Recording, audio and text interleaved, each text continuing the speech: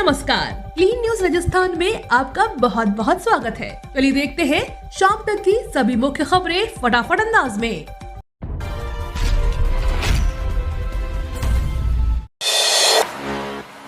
अग्निपथ पर कांग्रेस ने निकाली तिरंगा यात्रा, सीएम बोले केंद्र जल्द वापस ले यह स्कीम। सेना भर्ती की नई योजना अग्निपथ का राजस्थान में अब विरोध और तेज हो गया है। जयपुर में कांग्रेस ने इस योजना को देश और युवाओं के खिलाफ बताते हुए तिरंगा यात्रा निकाली। मुख्यमंत्री अशोक गहलोत और पीसीसी चीफ गोविंद सिंह डोटासरा ने इस रैली को अमर जवान ज्योति से तिरंगा झंडा दिखाकर रवाना किया। इस दौरान गहलोत और डोटासरा ने सेना में संविदा के आधार पर भर्ती का विरोध किया और सरकार से जल्द इस योजना को वापस लेने की मांग की। 3.5 लाख शिक्षकों की एक ही मांग पर अभी तक विभाग ने नहीं दिया ध्यान। शिक्षा विभाग की ओर से शिक्षा सेवा नियमों में बदलाव करते हुए हेडमास्टर का पद समाप्त करते हुए उच्च माध्यमिक विद्यालयों में उप प्राचार्य के करीब 16,000 पद सृजित किए, लेकिन शिक्षा विभाग ने इन सभी पदों को व्याख्याता के जरिए पदोन्नति के भरने का फैसला किया। 6 अप्रैल 2022 को शिक्षा विभाग द्वारा लिए गए इस फैसले के बाद से प्रदेश के करीब 3.5 लाख से ज्यादा शिक्षकों ने पदोन्नति से भरने का विरोध शुरू किया, जो अब लगातार बढ़ता ही जा रहा है। वरिष्ठ अध्यापकों और 3rd ग्रेड शिक्षकों ने उप प्राचार्य के पदों पर जहां 50% पद पदोन्नति को तो वहीं 50% पद सीधी भर्ती से करने की मांग तेज कर दी है।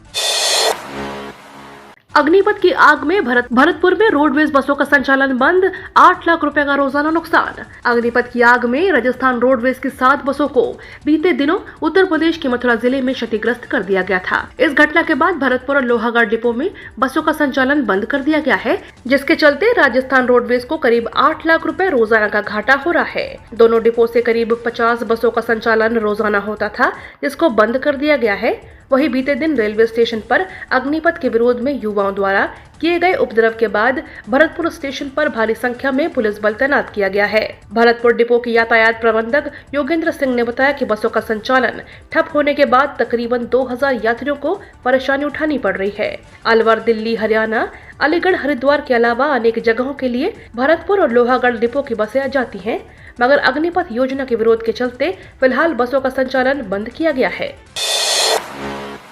कांग्रेस विधायक ने की मायावती को राष्ट्रपति उम्मीदवार बनाने की मांग, सोनिया गांधी को लिखा पत्र। राजस्थान में कांग्रेस विधायक जोगिंदर सिंह अवाना ने बसपा सुप्रीमो मायावती को राष्ट्रपति उम्मीदवार बनाने की मांग की है। विधायक अवान ने पाटियाला कमान सोनिया गांधी को पत्र लिखा है। बसपा से कांग्रेस में शामिल हुए विधायक अवाना ने अपने पत्र में लिखा कि मायावती उत्तर प्रदेश की 4 बार मुख्यमंत्री रही है। 1989 में बिजनौर से सांसद, 1994 में उत्तर प्रदेश से राज्यसभा सदस्य और 1995 में उत्तर प्रदेश की पहली दलित महिला मुख्यमंत्री बनी। उन्होंने अपने पत्र में लिखा कि मायावती उत्तर प्रदेश जैसे सबसे बड़े राज्य की मुख्यमंत्री रही और अपने कुशल नेतृत्व से पूरे भारत के दलित समाज को एक सूत्र में बांध कर रखा। राजस्थान, उत्तर प्रदेश, मध्य प्रदेश में दलित समाज को एकत्रित कर कई विधायक, सांसद निर्वाचित करवाए। ऐसे में अगर मायावती को आगामी राष्ट्रपति चुनाव में कांग्रेस पार्टी का उम्मीदवार घोषित किया जाता है तो पूरे भारत का दलित समाज पार्टी का ऋणी रहेगा। दलित समाज कांग्रेस पार्टी का स्थायी मतदाता रहा है और जो मायावती को राष्ट्रपति उम्मीदवार घोषित करने पर हमेशा कांग्रेस के पक्ष में रहकर भविष्य में कांग्रेस को मजबूत करेगा। ऐसे में मायावती को आगे भी राष्ट्रपति चुनाव में कांग्रेस पार्टी का उम्मीदवार बनाया जाना चाहिए। आरपीएससी में इन पदों पर आवेदन करने की आज है आखिरी डेट, 10वीं पास करें अप्लाई। राजस्थान लोक सेवा आयोग में नौकरी पाने का एक सुनहरा अवसर है। इसके लिए आरपीएससी में ऑक्यूपेशन थेरेपिस्ट के पदों पर आवेदन करने की आज अंतिम तिथि है। इच्छुक एवं योग्य उम्मीदवार जो अभी इन पदों के लिए आवेदन नहीं किए हैं, वे आरपीएससी की आधिकारिक वेबसाइट rpsc.rajasthan.gov.in पर जाकर अप्लाई कर सकते हैं। बारिश ने उतारी गर्मी की खुमारी, रिमझिम से दिन की शुरुआत। प्री मानसून की बारिश ने राजस्थान में पड़ रही भीषण गर्मी की खुमारी को पूरी तरह से उतार दिया है। राजस्थान के लगभग हर हिस्से में हो रही बारिश के कारण पारा धड़ाम से नीचे आ गया है। राजधानी जयपुर में लगातार 2 दिनों से हो रही बारिश ने सुबह सुबह गुलाबी सर्दी का एहसास करा दिया है। जयपुर और सीकर समेत कई जिलों में रविवार को भी सुबह का आगाज बारिश से हुआ, लंबे समय तक तन को झुलसा देने वाली गर्मी पड़ने के बाद हुई प्री मानसून की बारिश ने लोगों का तन मन प्रसन्न कर दिया है। मौसम विभाग ने आज कुछ जिलों में मूसलाधार बारिश की चेतावनी दी है। बारिश से लगभग पूरे प्रदेश में मौसम सुहावना बना हुआ है। राजस्थान में बीते 3 से 4 दिनों से शुरू हुआ प्री मानसून की बारिश का दौर रविवार को भी बदस्तूर जारी है। मौसम विभाग के मुताबिक रविवार को शेखावटी के सीकर और झुंझुनू समेत अलवर जिले में कहीं कहीं भारी बारिश हो सकती है। इसके अलावा अजमेर, भरतपुर, धौलपुर, करौली, सवाई माधोपुर, टोंक, जयपुर और दौसा में मेघ गर्जन के साथ बारिश हो सकती है। इस दौरान वहां हवा की गति 30 से 40 किलोमीटर प्रति घंटे रह सकती है। राजस्थान का पहला हाईटेक सरकारी इंग्लिश मीडियम स्कूल, एडमिशन से लेकर पढ़ाई सब ऑनलाइन। राजस्थान के सरकारी स्कूल न केवल अब अंग्रेजी मीडियम होने लगे हैं बल्कि पूरी तरह हाईटेक भी होने लगे हैं। प्रदेश सरकार के शिक्षा विभाग ने अपने महात्मा गांधी अंग्रेजी मीडियम स्कूल को पूरी तरह से ऑनलाइन करने का सपना देखा है। इन सपने को साकार करने के लिए प्रायोगिक तौर पर राजधानी जयपुर के महात्मा गांधी स्कूल पर यह प्रयोग किया गया और अब सरकार का यह स्कूल नई इबारत लिख रहा है। राजस्थान में सरकारी स्कूलों को लेकर लोगों की सोच में परिवर्तन लाने और शिक्षा के क्षेत्र में नवाचार करते हुए राजस्थान की सरकार 3000 जनता की आबादी पर एक अंग्रेजी मीडियम स्कूल खोलती जा रही है। राज्य में लगातार अंग्रेजी मीडियम स्कूल खुल रहे हैं। न केवल अंग्रेजी मीडियम स्कूल बल्कि इन स्कूलों को निजी स्कूलों से भी आगे की ओर सोचते हुए इन स्कूलों को पूरी तरह से हाईटेक और ऑनलाइन बनाने का प्लान बनाया है।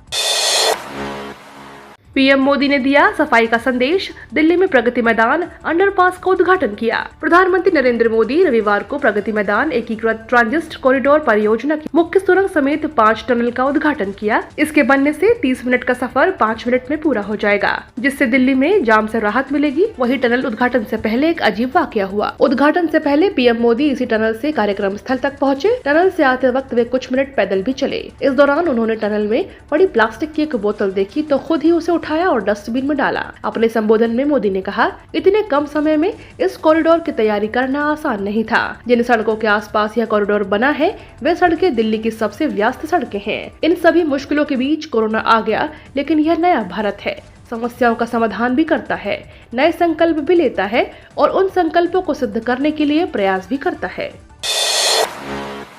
16 सरकारी डिपार्टमेंट्स में 90,000 पदों पर भर्तियां। सरकारी नौकरी की तैयारी कर रहे युवाओं को अगले 9 महीनों में केंद्र और राज्य सरकार के 16 विभागों में लगभग 90,000 से ज्यादा पदों पर भर्ती परीक्षा देने का मौका मिलेगा। इस परीक्षा में 10वीं पास से लेकर ग्रेजुएट अभ्यर्थी आवेदन कर सकेंगे। इसमें राजस्थान में पीटीआई के 5,546, एयरपोर्ट अथॉरिटी ऑफ इंडिया में 400, बीएसएफ में 110, कृषि विभाग में 189, रेलवे में 9,703, शिक्षा विभाग में 460, आंगनबाड़ी में 1,033, भारतीय सेना में 174, आईबीपीएस में 8,106, पुलिस में 186 समेत राजस्थान कर्मचारी बोर्ड की ओर से 65,000 से ज्यादा पदों पर भर्तियां की जाएंगी। बीएसएफ में सब इंस्पेक्टर और कांस्टेबल के 110 पदों पर भर्तियां निकली हैं। ग्रुप बी और ग्रुप सी के अंतर्गत आने वाली ये भर्तियां बीएसएफ और एसएमटी के लिए की जाएंगी, जिसके लिए 10वीं पास से लेकर ग्रेजुएट कैंडिडेट्स उम्मीदवार 11 जुलाई तक बीएसएफ की आधिकारिक वेबसाइट rectt.bsf.gov.in पर जाकर ऑनलाइन आवेदन कर सकते हैं। भर्ती परीक्षा में अभ्यर्थियों का चयन लिखित परीक्षा, फिजिकल परीक्षा और मेडिकल टेस्ट के आधार पर किया जाएगा। केंद्र ने शुरू की सुधार आधारित प्रोत्साहन योजना। अर्बन प्लानिंग के 6 सुधार लागू करने पर मिलेगी राशि। देश के अर्बन प्लानिंग में नए सुधार लागू करने के उद्देश्य से केंद्र की मोदी सरकार ने सुधार आधारित प्रोत्साहन योजना शुरू की है। इस योजना के तहत केंद्र से अधिक राशि लेने के लिए राजस्थान प्रबल दावेदार है।